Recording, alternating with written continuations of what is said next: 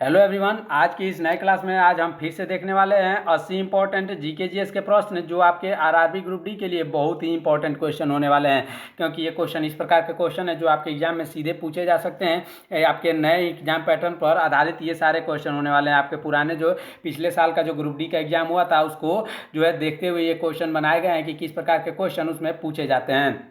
तो चलिए शुरू करते हैं अपने पहले क्वेश्चन के साथ। हमारा पहला क्वेश्चन है, भगवान बुद्ध को ज्ञान की प्राप्ति कहाँ हुई थी? भगवान बुद्ध को ज्ञान की प्राप्ति हुई थी बोध गया में। ऑप्शन नंबर सी बोध गया इसका बिल्कुल सही जवाब हो जाएगी। तथा इनका कुशीनगर में इनकी मृत्यु हुई थी। क्या हुई थी? इनकी मृत्यु कहाँ हुई थी? कुशीनगर में, और लुम्बिनी में इनका जन्म हुआ था। इन दोनों बातों को आप ध्यान में जरूर रखेंगे। अगले प्रश्न की तरफ बढ़ते हैं। आर्य समाज की स्थापना किसने की थी? इंपॉर्टेंट प्रश्न है। आर्य समाज की स्थापना स्वामी दयानंद सरस्वती ने की थी। ऑप्शन नंबर सी इसका बिल्कुल सही जवाब हो जाएगा। अगर वीडियो अच्छा लग रहा हो तो वीडियो को लाइक, चैनल को सब्सक्राइब जरूर कर लीजिएगा। ऐसे इंपॉर्टेंट क्वेश्चन के लिए हमारा अगला क्वेश्चन है, पंजाबी भाषा की लिपि कौन सी है? यानी पंजाबी भाषा की लिपि जो है गुरुमुखी है। ऑप्शन नंबर बी इसका बिल्कुल सही जवाब हो जाएगा। तथा हिंदी भाषा की लिपि क्या है? देवनागरी जो है हिंदी भाषा की लिपि है। चलिए बढ़ते हैं अगले प्रश्न की तरफ। भारत की मुख्य भूमि का दक्षिणतम बिंदु कौन सा है? भारत की मुख्य भूमि का दक्षिणतम बिंदु जो है वो कन्याकुमारी है, जो कि तमिलनाडु में स्थित है। कहाँ स्थित है? तमिलनाडु में स्थित है। अगला प्रश्न देखते हैं, भारत में सबसे पहले सूर्य किस राज्य में निकलता है? भारत में सबसे पहले सूर्य जो निकलता है वो अरुणाचल प्रदेश में निकलता है। ऑप्शन नंबर सी इसका बिल्कुल सही जवाब होगा। अगला प्रश्न देखते हैं, ओलंपिक ध्वज में कितने गोले होते हैं? इंपॉर्टेंट प्रश्न है। ओलंपिक ध्वज में कुल 5 गोले होते हैं। ऑप्शन नंबर सी 5 इसका बिल्कुल सही जवाब होगा। अगला प्रश्न देखते हैं, इंपॉर्टेंट प्रश्न है, अष्टाध्यायी के लेखक कौन है? इसका सही आंसर हो जाएगा ऑप्शन नंबर सी, यानी पाणिनि जो है अष्टाध्यायी के लेखक हैं। अगला प्रश्न हमारा है, रघुवंशम किसने लिखा है? आपके जो है लेखक से संबंधित आपके हर शिफ्ट में क्वेश्चन पूछे जाते हैं, इसलिए ये सारे क्वेश्चन आप में ऐड किए गए हैं। इसका सही आंसर हो जाएगा, रघुवंशम के लेखक कालिदास हैं। ऑप्शन नंबर सी कालिदास इसका बिल्कुल सही जवाब हो जाएगा। चलिए बढ़ते हैं अगले प्रश्न की तरफ। भारत का सर्वोच्च वीरता पदक कौन सा है? भारत का सर्वोच्च वीरता पदक जो है वो परमवीर चक्र है। ऑप्शन नंबर बी परमवीर चक्र है। अगला प्रश्न देखते हैं, भारत का शेक्सपियर किसे कहा जाता है? भारत का शेक्सपियर कालिदास को कहते हैं। ऑप्शन नंबर ए इसका बिल्कुल सही जवाब हो जाएगा। चलिए बढ़ते हैं अगले प्रश्न की तरफ। उससे पहले अभी तक चैनल को सब्सक्राइब अगर आपने नहीं किया है तो चैनल को जरूर सब्सक्राइब करिएगा। अगला प्रश्न है, कंप्यूटर के जनक कौन है?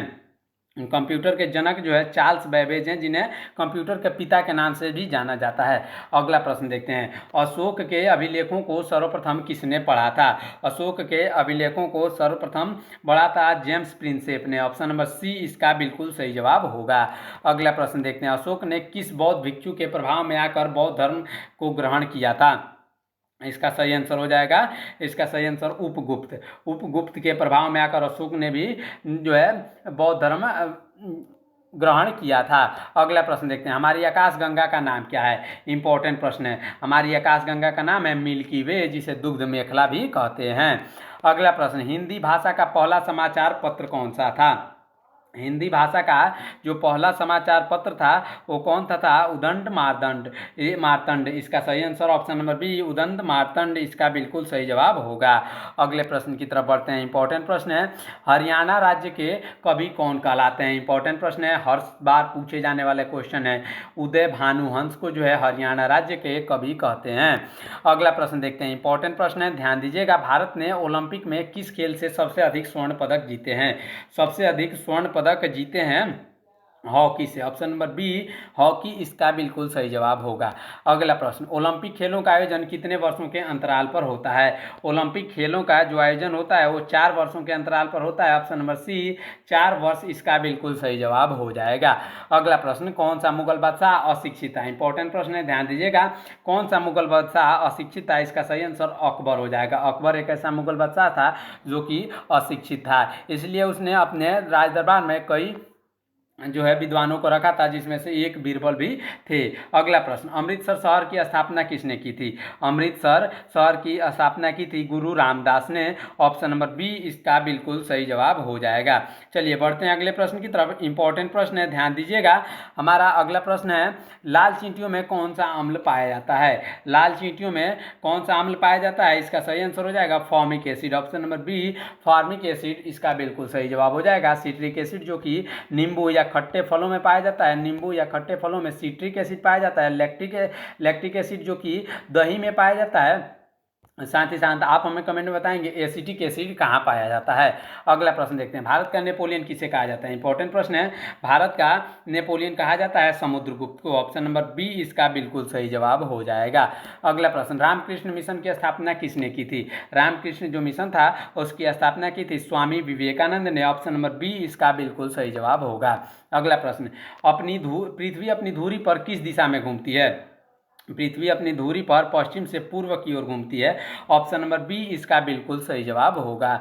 अगला प्रश्न, उज्जैन किस नदी के किनारे स्थित है? उज्जैन जो है वो किस नदी के किनारे स्थित है? इसका सही आंसर हो जाएगा Shipra. Option number C Shipra इसका बिल्कुल सही जवाब हो जाएगा।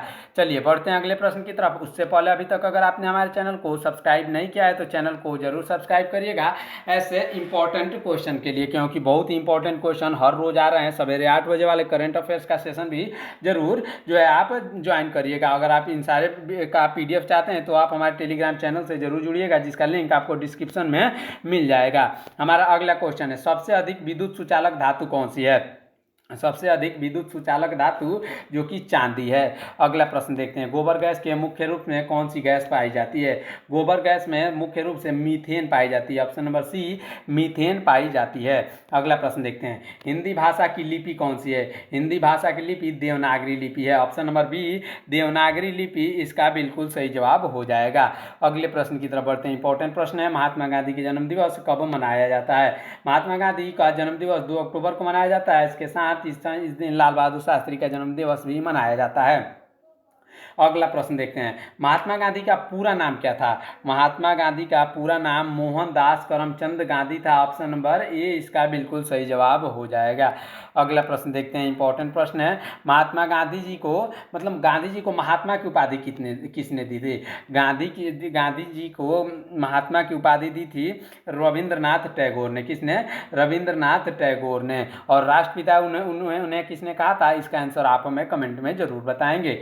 अगला प्रश्न देखते हैं, शीशे के संचयन वाले सेल में किस अम्ल का उपयोग किया जाता है? इसका सही आंसर हो जाएगा सल्फ्यूरिक अम्ल का उपयोग किया जाता है। किस अम्ल का? सल्फ्यूरिक एसिड इसका बिल्कुल सही जवाब हो जाएगा। अगला प्रश्न देखते हैं, उत्तरी ध्रुव में भारत के अनुसंधान केंद्र का नाम क्या है?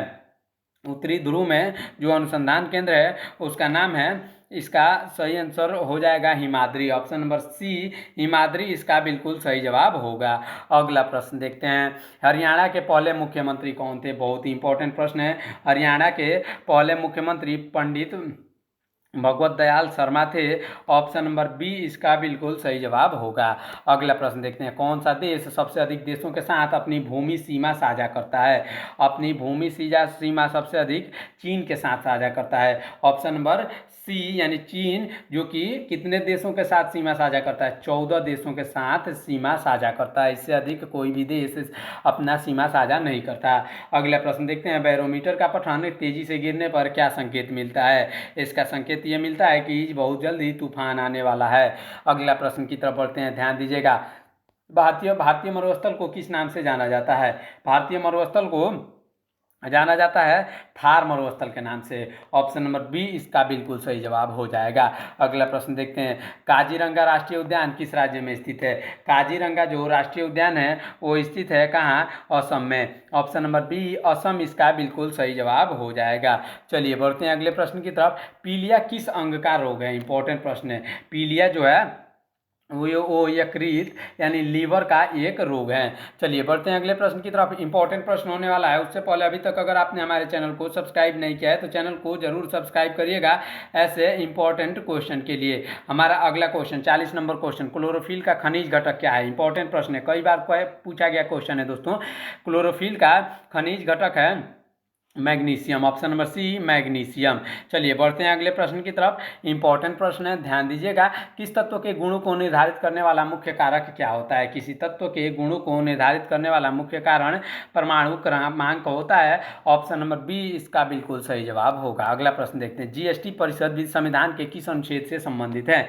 जीएसटी परिषद जो है वो संविधान के अनुच्छेद 279 ए से संबंधित है। ऑप्शन नंबर बी इसका बिल्कुल सही जवाब होगा। अगला प्रश्न देखते हैं। भारत में जीएसटी किस संविधान संशोधन के तहत लागू किया गया था? भारत में जो जीएसटी लागू हुआ था 101वें संविधान संशोधन के तहत लागू हुआ था। ऑप्शन नंबर बी इसका बिल्कुल सही जवाब हो जाएगा। अगला प्रश्न देखते हैं। वेदों की ओर लौटों का नारा किसने दिया? इंपॉर्टेंट प्रश्न है। वेदों की ओर लौटों का नारा किसने दिया? इसका सही आंसर हो जाएगा स्वामी दयानंद सरस्वती ने वेदों की ओर लौटों का नारा दिया था। ये नारा जितने भी हैं इंपॉर्टेंट नारों से संबंधित आपके हर शिफ्ट में क्वेश्चन आने वाले हैं, इसलिए ये सारे क्वेश्चन आपके हिसाब से बनाए गए क्वेश्चन है, आपके पैटर्न पर आधारित क्वेश्चन है, तो इसलिए वीडियो में अंत तक जरूर बने रहिएगा। अगला प्रश्न हमारा देखते हैं। इनकलाब जिंदाबाद का नारा किसने दिया था? इनकलाब जिंदाबाद का नारा दिया था भगत सिंह ने। सबसे पहले उन्होंने, भगत सिंह ने जो है इनकलाब जिंदाबाद का नारा दिया था। अगला प्रश्न देखते हैं। इंपॉर्टेंट प्रश्न है, ध्यान दीजिएगा। आराम हराम है, इसका नारा किसने दिया था? राम हराम है लाल बहादुर शास्त्री ने कहा था। ऑप्शन नंबर बी इसका बिल्कुल सही जवाब होगा। जय जवान जय किसान का नारा किसने दिया था? यह नारा दिया था जवाहरलाल नेहरू ने। नहीं, इसका सही आंसर हो जाएगा ऑप्शन नंबर सी यानी लाल बहादुर शास्त्री ने। ऑप्शन नंबर सी लाल बहादुर शास्त्री ने इसका जो है नारा दिया था। ये वाला आराम हराम है, इसका नारा किसने दिया था? जवाहरलाल नेहरू ने। ऑप्शन नंबर सी इसका बिल्कुल सही जवाब होगा। अगला प्रश्न देखते हैं। मारो फिरंगी को, ये भी एक नारा है। ये नारा किसने दिया था? इसका सही आंसर हो जाएगा मंगल पांडे ने। मंगल पांडे ने मारो फिरंगी को नारा दिया था। अगले प्रश्न की तरफ बढ़ते हैं। भारत में जीएसटी सबसे पहले किस राज्य में लागू किया गया था? भारत में जीएसटी जो है सबसे पहले लागू हुआ था कहाँ? असम में। ऑप्शन नंबर सी असम इसका बिल्कुल सही जवाब हो जाएगा। चलिए बढ़ते हैं अगले प्रश्न की तरफ। जीएसटी के लिए निर्धारित स्लैब कितने हैं? जीएसटी के लिए निर्धारित स्लैब जो कुल 5 पहले थे, लेकिन अभी हाल ही में इसका संशोधन करके कुल 4 कर दिए गए हैं, जो कि 0% और 5%, कितने कितने परसेंट रह चुके हैं? 0%, 5% और 12% एंड 18%, जो कि 28% वाला जो था उसको हटा दिया गया है। अगले प्रश्न की तरफ बढ़ते हैं। विद्युत रूप से परमाणु की प्रकृति कैसी होती है? इंपॉर्टेंट प्रश्न है। विद्युत रूप से परमाणु की प्रकृति उदासीन होती है। ऑप्शन नंबर सी उदासीन होती है। अगला प्रश्न देखते हैं। जीएसटी का पूर्ण रूप क्या है? Full form. इसका सही आंसर हो जाएगा goods and service tax. Option number A goods and service tax इसका बिल्कुल सही जवाब होगा। अगला प्रश्न देखते हैं। जीएसटी परिषद का मुख्यालय कहाँ स्थित है? जीएसटी परिषद का मुख्यालय नई दिल्ली में स्थित है। ऑप्शन नंबर सी नई दिल्ली में स्थित है। अगला प्रश्न। राष्ट्रीय खेल दिवस कब मनाया जाता है? इंपॉर्टेंट प्रश्न है। राष्ट्रीय खेल दिवस 5 जून को मनाया जाता है। इसका 29 अगस्त, ऑप्शन नंबर बी यानी 29 अगस्त को राष्ट्रीय खेल दिवस मनाया जाता है। अगला प्रश्न देखते हैं। इंपॉर्टेंट प्रश्न है। विश्व पर्यावरण दिवस कब मनाया जाता है? इंपॉर्टेंट प्रश्न है। 5 जून को जो है विश्व पर्यावरण दिवस मनाया जाता है। अगले प्रश्न की तरफ बढ़ते हैं। इंपॉर्टेंट प्रश्न है, ध्यान दीजिएगा। करो या मरो का नारा किसने दिया था? इंपॉर्टेंट प्रश्न है। महात्मा गांधी ने जो है ये नारा दिया था करो या मरो का। लास्ट में महात्मा गांधी ने ये जरूर कहा था करो या मरो। अगला प्रश्न देखते हैं। जय हिंद का नारा किसने दिया था? इंपॉर्टेंट प्रश्न है। जय हिंद कई बार पूछा गया क्वेश्चन है। इसका सही आंसर हो जाएगा नेताजी सुभाष चंद्र बोस ने जय हिंद का नारा दिया था। दिल्ली चलो का नारा किसने दिया था? इंपॉर्टेंट प्रश्न है। दिल्ली चलो का नारा किसने दिया था? इसका सही आंसर हो जाएगा Netaji Subhash Chandra Bose. Option number B इसका बिल्कुल सही जवाब होगा। अगला प्रश्न इंपॉर्टेंट प्रश्न है। सम्राट अशोक का उत्तराधिकारी कौन था? सम्राट अशोक का उत्तराधिकारी जो था वो दशरथ था। ऑप्शन नंबर सी दशरथ इसका बिल्कुल सही जवाब हो जाएगा। अशोक के बाद दशरथ मौर्य ने भी शासन किया था। अगला प्रश्न देखते हैं। रॉलेट एक्ट किस वर्ष लागू किया गया था? इंपॉर्टेंट प्रश्न है। रॉलेट एक्ट जिसे गांधी जी ने काला कानून भी कहा था, ये जो है 1919 में लागू किया गया था। ऑप्शन नंबर बी इसका बिल्कुल सही जवाब होगा। बढ़ते हैं अगले प्रश्न की तरफ। उससे पहले अभी तक अगर आपने हमारे चैनल को सब्सक्राइब नहीं किया है तो चैनल को सब्सक्राइब जरूर करिएगा ऐसे इंपॉर्टेंट क्वेश्चन के लिए। हमारा अगला क्वेश्चन इंपॉर्टेंट है, ध्यान दीजिएगा। महाराणा प्रताप बुलबुल किसे कहते थे? वे प्यार से अपने घोड़े को बुलबुल कहा करते थे। ऑप्शन नंबर बी इसका बिल्कुल सही जवाब हो जाएगा। अगले प्रश्न की तरफ बढ़ते हैं। उसका नाम, महाराणा प्रताप का घोड़े का नाम चेतक था, लेकिन वो प्यार से उसे बुलबुल भी कहते थे। अगला प्रश्न हमारा देखते हैं। बॉक्सर इनवाइडर होलीफील्ड को किस नाम से जाना जाता है? उसको जाना जाता है किसके नाम से? द रियल डील के नाम से। Option number be the real deal के नाम से इसका बिल्कुल सही जवाब हो जाएगा। चलिए बढ़ते हैं अगले प्रश्न की तरफ। सिंधु घाटी सभ्यता का प्रमुख बंदरगाह कौन सा था? सिंधु घाटी सभ्यता का प्रमुख बंदरगाह जो था वो लोथल था। ऑप्शन नंबर सी लोथल इसका बिल्कुल सही जवाब होगा। अगला प्रश्न, गेटवे ऑफ इंडिया कहाँ स्थित है? गेटवे ऑफ इंडिया स्थित है मुंबई में। ऑप्शन नंबर बी इसका बिल्कुल सही जवाब होगा। अगला प्रश्न देखते हैं। इंडिया गेट कहाँ स्थित है? इंडिया गेट जो कि नई दिल्ली में स्थित है। ऑप्शन नंबर ए नई दिल्ली इसका बिल्कुल सही जवाब हो जाएगा। इन दोनों में आपको कंफ्यूज नहीं होना है कि गेटवे ऑफ इंडिया जो कि मुंबई में स्थित है, नई दिल्ली में इंडिया गेट स्थित है, दोनों अलग अलग चीजें हैं। अगला प्रश्न देखते हैं। ताजमहल कहाँ स्थित है? ताजमहल स्थित है कहाँ? वो आगरा में स्थित है। ऑप्शन नंबर ए आगरा इसका बिल्कुल सही जवाब होगा। अगले प्रश्न की तरफ बढ़ते हैं। आज़ाद हिंद फौज की स्थापना कहाँ हुई थी? आज़ाद हिंद फौज की स्थापना नेताजी सुभाष चंद्र बोस ने सिंगापुर में करी थी। ऑप्शन नंबर सी इसका बिल्कुल सही जवाब होगा। अगला प्रश्न देखते हैं। शिक्षक दिवस कब मनाया जाता है? हर साल शिक्षक दिवस जो है 5 सितंबर को डॉक्टर सर्वपल्ली राधाकृष्णन के जन्मदिन के उपलक्ष्य में मनाया जाता है, जो कि भारत के पहले उपराष्ट्रपति थे। अगला प्रश्न देखते हैं। भारत में जीएसटी लागू करने वाला अंतिम राज्य कौन सा था? भारत में जीएसटी लागू करने वाला अंतिम राज्य था जम्मू और कश्मीर। ऑप्शन नंबर सी इसका बिल्कुल सही जवाब होगा। चलिए बढ़ते हैं अगले प्रश्न की तरफ। इंपॉर्टेंट प्रश्न है, ध्यान दीजिएगा। जीएसटी प्रारूप के पहले अध्यक्ष कौन थे? जीएसटी जो प्रारूप है उसके पहले अध्यक्ष जो थे वो असीम दास गुप्ता थे। ऑप्शन नंबर ए असीम दास गुप्ता इसका बिल्कुल सही जवाब हो जाएगा। चलिए बढ़ते हैं अगले प्रश्न की तरफ। उससे पहले अभी तक अगर आपने हमारे चैनल को सब्सक्राइब नहीं किया है तो चैनल को जरूर सब्सक्राइब करिएगा। साथ ही साथ वीडियो को एक लाइक जरूर कर दीजिएगा ताकि ऐसे क्वेश्चन आपसे बिल्कुल भी मिस ना हो। हमारा अगला क्वेश्चन देखते हैं। महासागर में डूबी हुई वस्तुओं की स्थिति जानने के लिए किस यंत्र का उपयोग किया जाता है? इसका सही आंसर हो जाएगा ऑप्शन नंबर बी यानी सोनार का उपयोग किया जाता है। ये सोनार का फुल फॉर्म क्या होता है आप हमें कमेंट में बताएंगे। अगले प्रश्न की तरफ बढ़ते हैं। जड़त्व का माप क्या है? जड़त्व का माप क्या है? इसका सही आंसर हो जाएगा ऑप्शन नंबर बी यानी त्वरण। त्वरण जो है जड़त्व का एक माप है। चलिए बढ़ते हैं। जड़त्व का एक माप है। चलिए बढ़ते हैं अगले प्रश्न की तरफ। जड़त्व का एक माप जो है द्रव्यमान है। ऑप्शन नंबर सी, सॉरी, इसका सही आंसर ऑप्शन नंबर सी द्रव्यमान होगा। अगला प्रश्न देखते हैं। एंगस्ट्रॉम किसका मात्रक है? इंपॉर्टेंट क्वेश्चन है, ध्यान दीजिएगा। एंगस्ट्रॉम जो है तरंग दैर्ध्य का एक मात्रक है। ऑप्शन नंबर बी इसका बिल्कुल सही जवाब होगा। अगला प्रश्न देखते हैं। प्रकाश की गति कितनी होती है? प्रकाश की गति जो होती है 3 लाख किलोमीटर प्रति सेकंड होती है। ऑप्शन नंबर बी इसका बिल्कुल सही जवाब होगा। अगला प्रश्न देखते हैं। प्रकाश वर्ष किससे संबंधित है? प्रकाश वर्ष जो उसकी गति से संबंधित है यानी दूरी से संबंधित है। ऑप्शन नंबर बी दूरी इसका बिल्कुल सही जवाब हो जाएगा क्योंकि यह खगोलीय दूरी में इसको मापा जाता है। अगला प्रश्न देखते हैं। स्वर्ण मंदिर कहाँ स्थित है? स्वर्ण मंदिर जो कि अमृतसर में स्थित है। ऑप्शन नंबर बी इसका बिल्कुल सही जवाब होगा। अगला प्रश्न। चार मीनार कहाँ स्थित है? इंपॉर्टेंट प्रश्न है, ध्यान दीजिएगा। चार मीनार जो कि हैदराबाद में स्थित है। ऑप्शन नंबर बी इसका बिल्कुल सही जवाब होगा। अगला प्रश्न। कुतुब मीनार कहाँ स्थित है? कुतुब मीनार जो कि कहाँ स्थित है? दिल्ली में स्थित है। ऑप्शन नंबर ए इसका निर्माण जो है शुरू करवाया था कुतुबुद्दीन ऐबक ने। अगला प्रश्न देखते हैं। भारत के अंतिम गवर्नर जनरल कौन थे? भारत के अंतिम गवर्नर जनरल जो थे वो सी राजगोपालाचारी थे। ऑप्शन नंबर बी इसका बिल्कुल सही जवाब होगा। अगला प्रश्न देखते हैं। इंपॉर्टेंट प्रश्न है, ध्यान दीजिएगा। भिलाई इस्पात संयंत्र किस देश के सहयोग से स्थापित किया गया था? भिलाई इस्पात संयंत्र जो है स्थापित हुआ था रूस के सहयोग से। ऑप्शन नंबर सी रूस इसका बिल्कुल सही जवाब होगा। अगला प्रश्न देखते हैं, खट्टे फलों में कौन सा अम्ल पाया जाता है? खट्टे फलों में सिट्रिक एसिड पाया जाता है। ऑप्शन नंबर सी इसका बिल्कुल सही जवाब हो जाएगा। अगले प्रश्न की तरफ बढ़ते हैं। ये क्वेश्चन आपके लिए हैं, आप इसका आंसर कमेंट में बताएंगे। भारत के प्रधानमंत्री को क्या माना जाता है? भारत के प्रधानमंत्री को क्या माना जाता है, इसका आंसर आप हमें कमेंट में बताएंगे।